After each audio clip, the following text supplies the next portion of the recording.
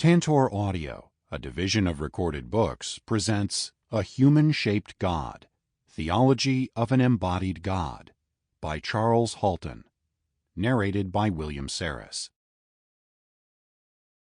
A short note to the listener. Back in the early aughts, a group of activists fought plans to build Europe's largest wind farm in the Brindled Moor on Lewis and Harris, the largest island of Scotland's Outer Hebrides. The energy company behind this plan, along with most of Britain's urban population, viewed the moor as a wasteland, a wilderness, a terra nullius. They assumed it was empty of life, a barren space of nothing. Those supporting the wind farm wanted to turn this nothing into something, convert its barrenness into electrons. Doing so would obliterate the ecosystems and topography of the moor, but the activists opposing the wind farm had a difficult task. It's hard to save something that people believe is nothing. The protesters found encouragement in the observation of American geographer Yi Fu Tuan.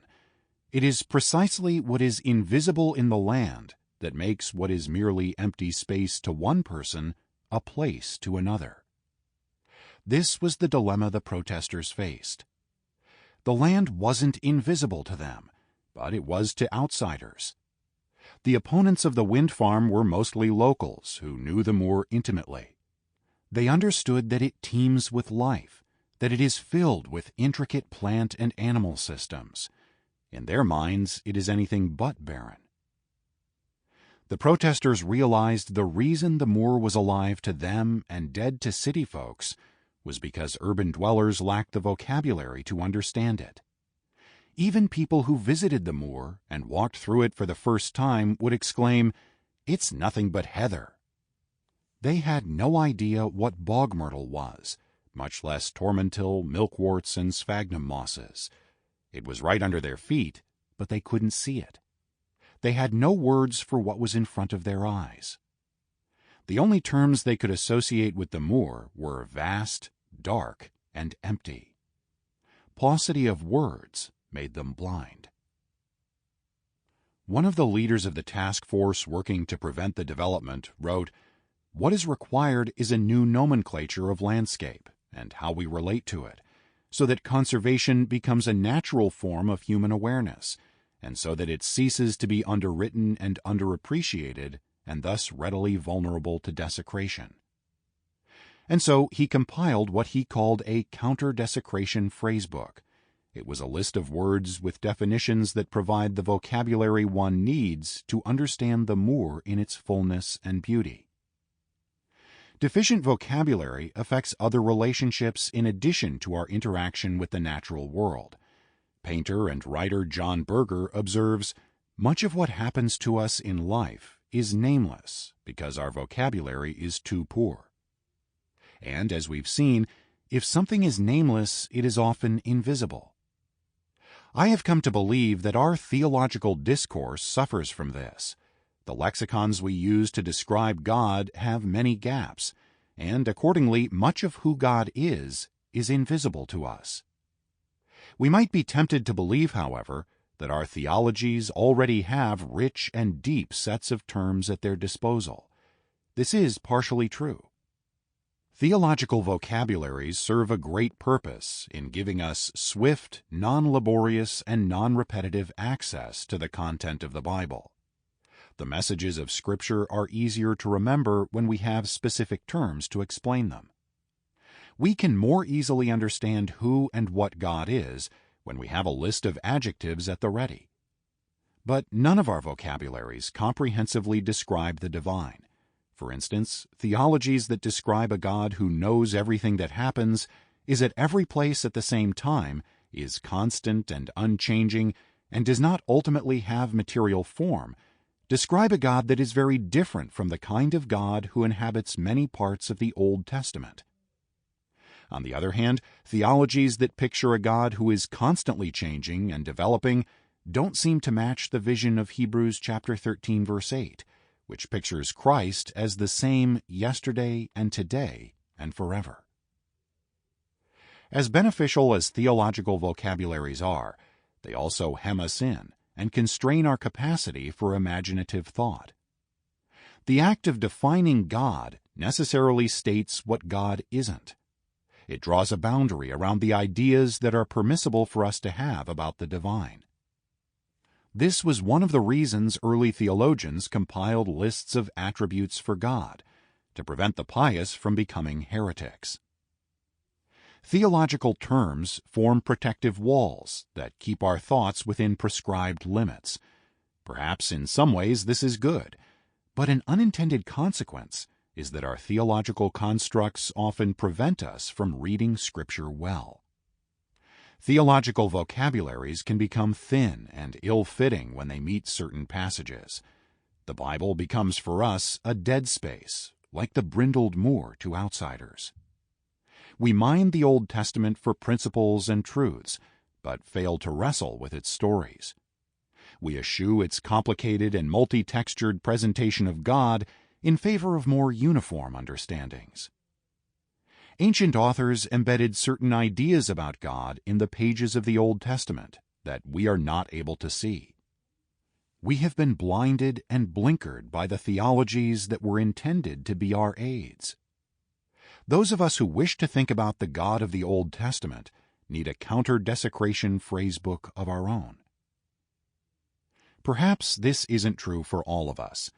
It's a general pattern I've observed and judged to be common.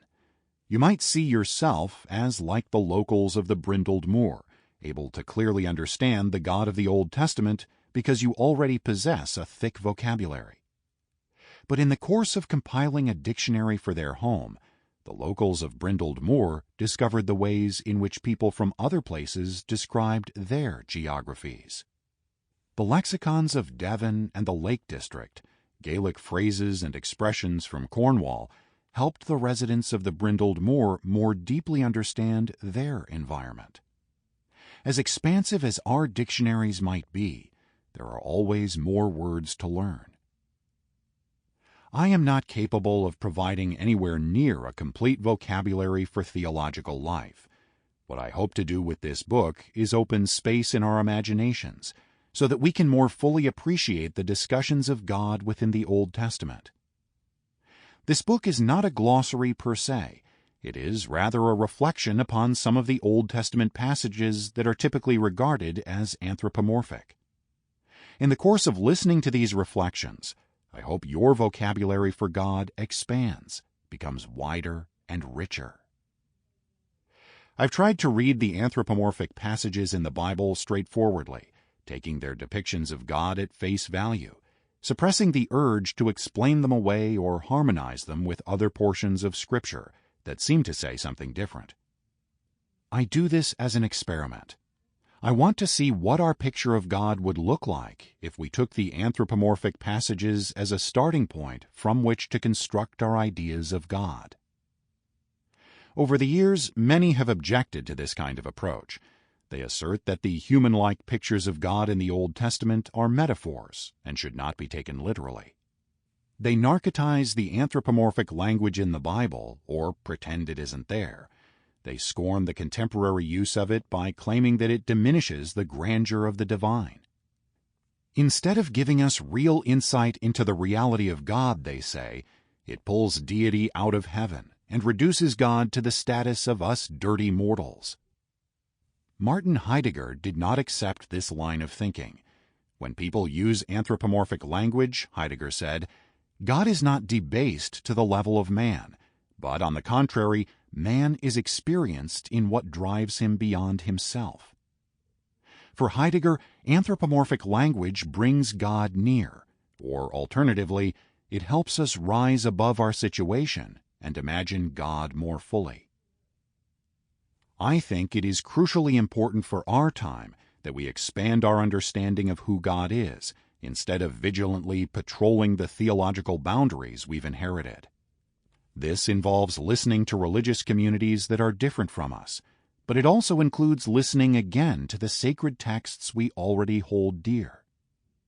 This act of listening should be done with an eagerness to learn something new, to hear a new voice within familiar stories, to embrace biblical accounts that have been ignored or actively suppressed, and to use these texts to embrace and include folks who are often excluded from religious communities. In the religious tradition I was raised in, the so-called anthropomorphic descriptions of God in the Bible were sidelined the most often, along with depictions of powerful women in the Bible, as well as instructions to release people from debt and transfer the wealth of the powerful to the poor. In this book, I offer what I think are some of the Old Testament's underappreciated conceptions of God that depict God as a human-like being. I do not harmonize them with other passages. In this, I am following the model of most biblical authors. Even the few times harmonizations are included in the Bible, as I argue in Chapter 2, their presence further reinforces the desire of the Bible's compilers to preserve differences instead of editing them out. They did not see the need to arbitrate every interscriptural disagreement and make the Bible's witness consistent. So I let tensions remain in flex. I do not attempt to reduce or mitigate the conflict between them. In the last chapter, I offer some implications of imagining a God with human-like features. I use the insights of the eminent Jewish biblical scholar Benjamin Sommer to show how the human-like God of the Old Testament lays a pathway for the New Testament understanding of the Incarnation. Not only will this help Christians better understand Jesus, but I hope it will help deepen Christian appreciation of and dependence upon the Jewish scriptures and Jewish interpretations.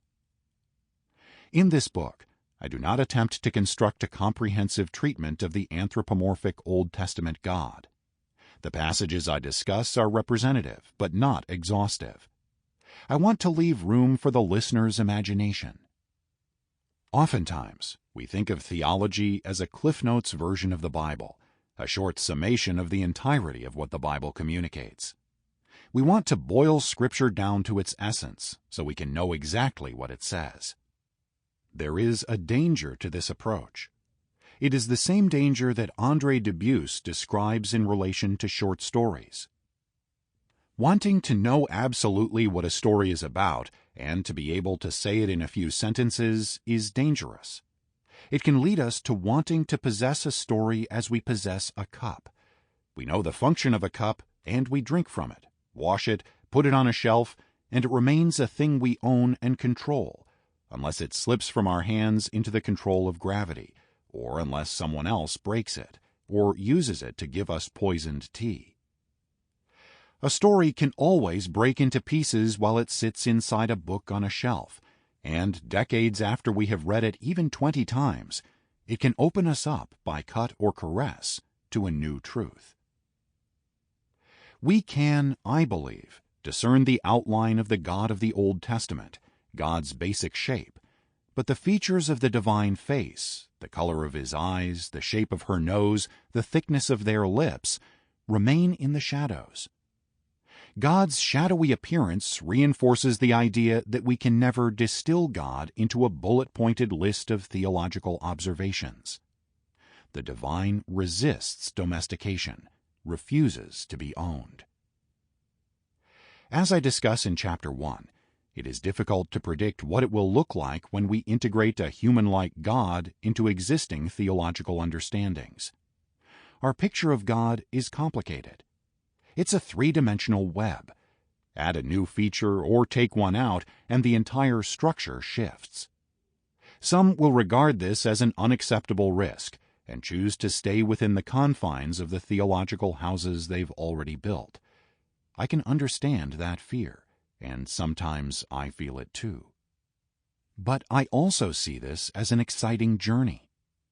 The great Trappist mystic Thomas Merton believed that the most vibrant and life-giving approach to God is through the imagination. In this book, I use the Hebrew Bible's human-like portrayals of the divine as fuel for my reimagination of the doctrine of God. I think these types of reimagination are journeys we must take in order for theological reflection to have continued relevance in our age. One of my favorite quotes is from the German theologian Ernst Käsemann. Christianity does not live on canned goods, especially not from such as are no longer edible and digestible. We can learn much from the theologies of the past, but each generation must reassess what they have received from their forebears and learn to speak in new ways that better fit the contexts they find themselves in. Clayton Crockett captures this well when he defines theology as an open-ended discourse about value and meaning in an ultimate sense. Theology is an ongoing process. It is not merely the recollection of answers previously decreed in the dusty past. Consider this book as an opportunity to begin a new way of thinking about God.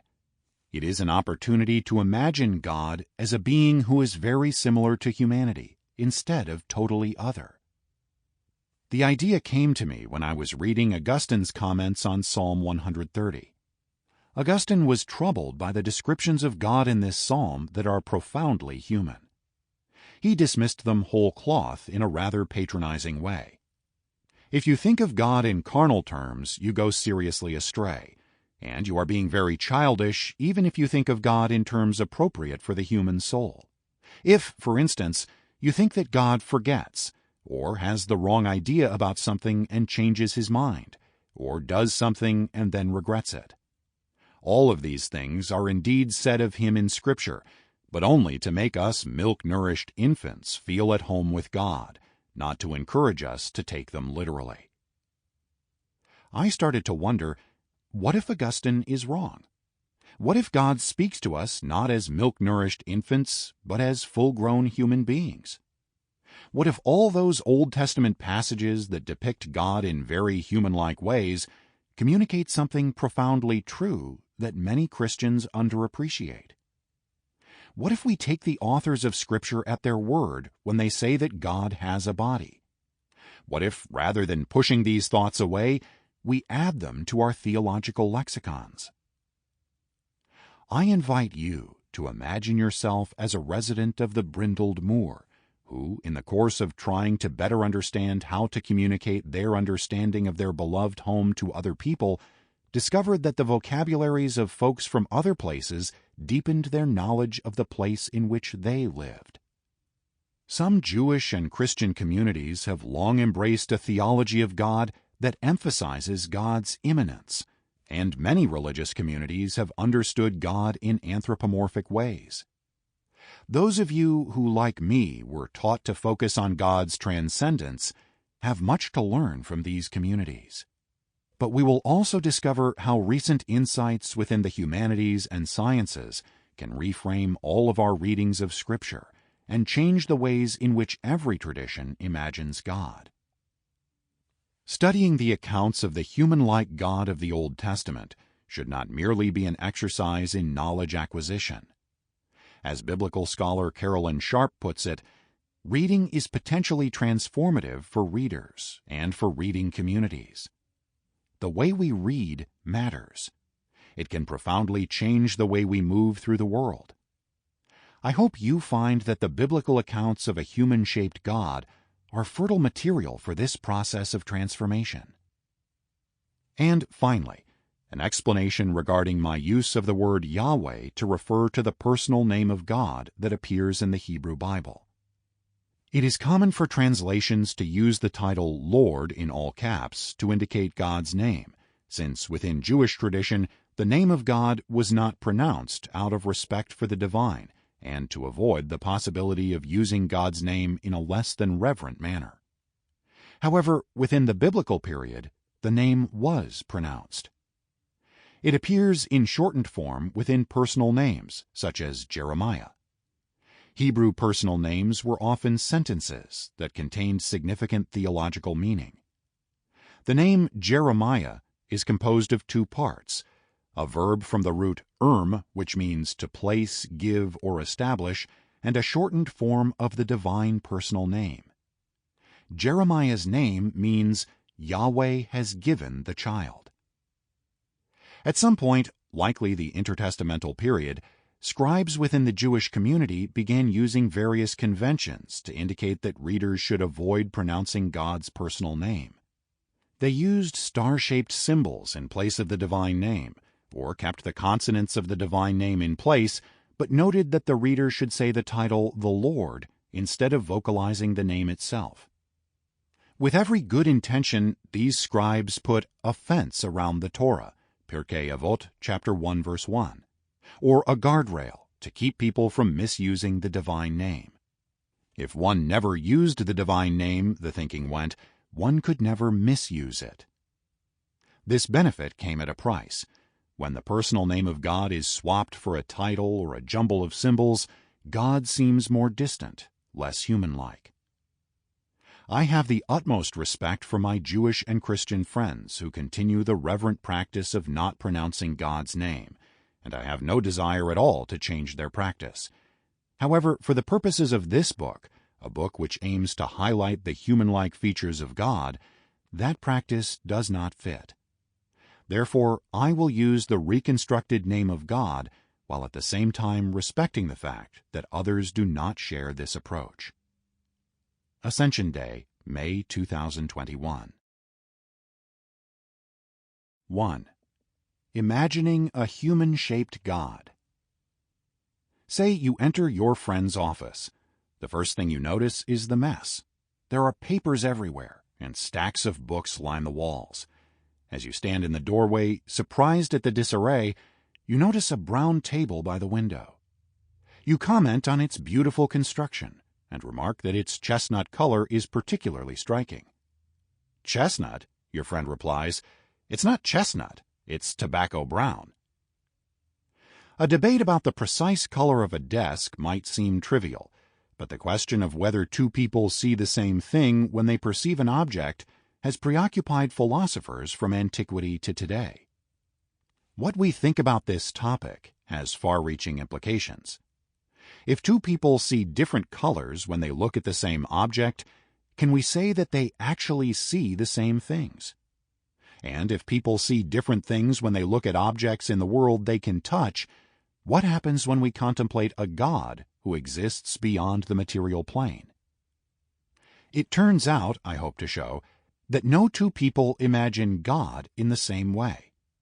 Our understandings of God might agree at substantial points, but they will never be identical.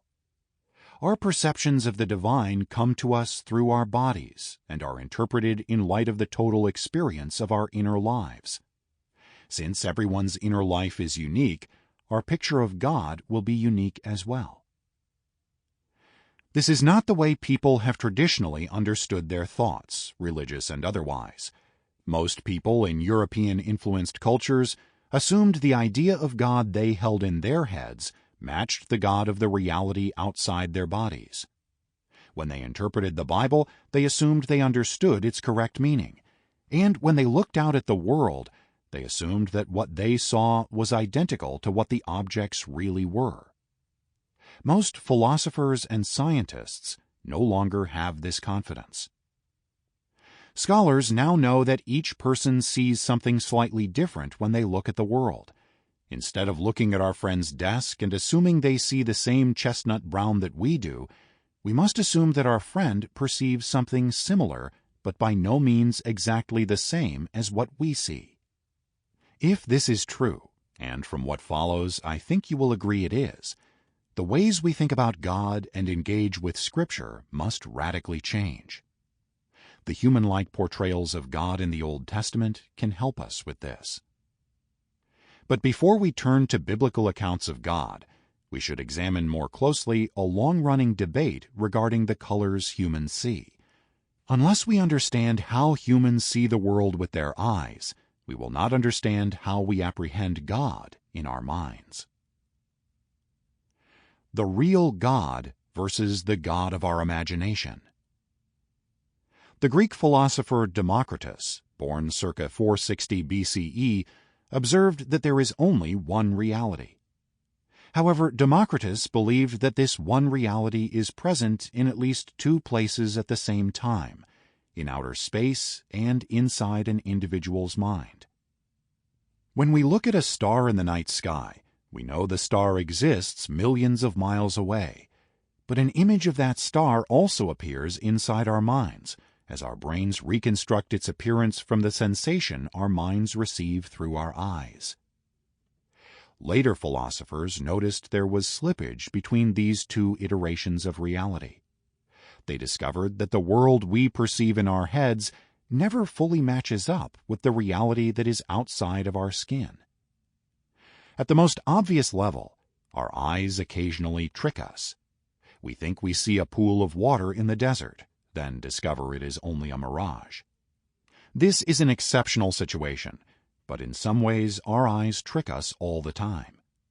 For instance, we take an apple in our hands and believe it to be solid, when, on an atomic level, it is almost entirely empty space. And, as we heard before, different people see different things when they look at the same object. One person sees a greenish apple, while another considers it pale yellow. What explains the difference between the one reality out there and the many images of reality inside our heads? Mediated sensations. The 18th century philosopher Immanuel Kant said that when humans interact with something, they do not experience the object in itself. Instead, we perceive things through the sensations of our bodies, and then our minds reconstruct inside our heads the objects we experience out in the world. Nerves in my hand send signals to my brain that the apple I am holding is exerting pressure on my skin, but my mind itself never comes in contact with the apple. Every experience in Kant's line of thought is a mediated one. That is to say, we do not directly experience anything, including the feeling I get when I hold an apple. My brain receives signals sent by nerves in my skin, and my eyes receive the light refracted by the apple's surface, but my brain does not directly apprehend it. Every sensation my brain uses to construct an understanding of the apple is a derivative and secondary sensation. We do not even have direct experience of the status of our own bodies. If we are hungry, nerves in our stomach send impulses to our brain that signal unease. Our brain then interprets this signal in light of the totality of our experience. Perhaps we recall the times when our discomfort dissipated after we ate. Our mind then assumes that our present state of unease signals hunger. Through all of this, our frontal cortex does not split off from the rest of our brain, travel down our spinal column, and meet up with our stomach for a direct encounter. Information is relayed between the nerves in our stomach and our head. Our brain takes this information and creates a thought or an image out of it. But our brain never directly encounters anything. In any case, we need to return to the analogy of the table in our friend's office. The 20th century philosopher Bertrand Russell was the first person to use this analogy. Russell imagined that if someone visited his office and looked at his table, his guest would see a slightly different color than he would. Although I believe that the table is really of the same color all over, the parts that reflect the light look much brighter than the other parts, and some parts look white because of reflected light. I know that if I move, the parts that reflect the light will be different, so that the apparent distribution of colors on the table will change. It follows that if several people are looking at the table at the same moment, no two of them will see exactly the same distribution of colors, because no two can see it from exactly the same point of view, and any change in the point of view makes some change in the way the light is reflected. Russell's point is that each person will see something slightly different when they look at the same object. Again, this is because people do not see objects themselves. Our brains create images of what they see based on the sensations they receive as light enters the eye. The standard human eye contains 3 types of cone receptors. Each type of receptor is able to detect different wavelengths of light that correspond to the colors we perceive as blue, green, and red. When light hits the eye, the receptors transmit to the brain the intensity of the light they detect, and the brain interprets these signals in various ways. Some of these interpretations are physiological. For instance, the brain tries to correct for variations in light, so that colors appear fairly uniform to us even when viewed under different circumstances, such as dim or bright light. The brain makes other interpretations based on our life experience.